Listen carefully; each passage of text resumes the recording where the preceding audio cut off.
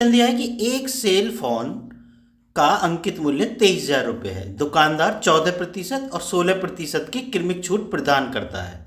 ग्राहक को लगभग कितना भुगतान करना होगा? ठीक है, तो देखो 23,000 रुपये उस पर कीमत लिखी है। अब दुकानदार दो छूटें देता है उसे, एक तो 14% की। तो देखो छूट कैसे दी जाती है? छूट दी जाती है ऐसे, जैसे तुम अगर दुकान पे भी किसी पे जाओगे और कोई किताब लेने आप गए, ठीक है, अब किताब पे लिखा है 1,000 रुपये और वो कहता है भाई मैं 10% की छूट दूंगा। तो कैसे छूट देता है वो?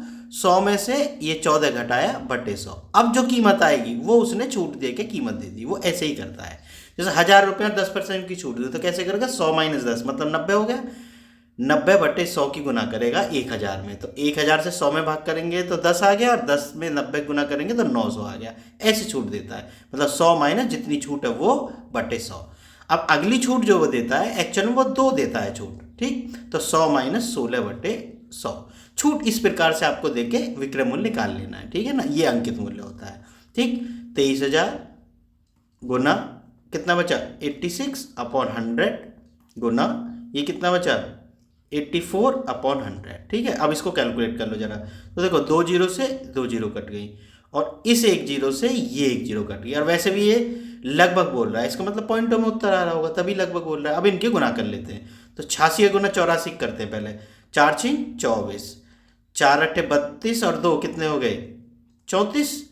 8 की करते हैं 8 6 48, 8 8 64 और 4 कितने हो गए? 68। ठीक है, ये आ गया 4 और ये 2 और ये 2 और ये 7। अब इसमें गुना कर लेते हैं 23 की। ठीक है, तो देखो कितना आया, गुना करो।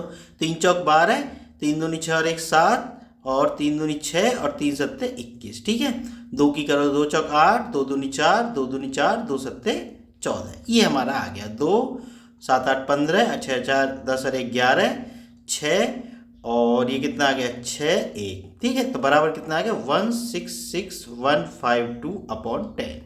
ठीक है, ये 10 का भाग है। अब 10 का जब इसमें भाग देंगे तो कितना आएगा? 15.2। ठीक है ना, तो ये हमारा मूल्य है। तो देखो 16,615 कहीं दिख रहा है, ये रहा। ठीक है बच्चों, तो यही हमारा आंसर होगा। मेरे हिसाब से बात समझ में आ गई होगी तुम लोगों को। अगर वीडियो पसंद आई हो तो चैनल को सब्सक्राइब जरूर कर लेना। मिलते हैं फिर नेक्स्ट वीडियो में।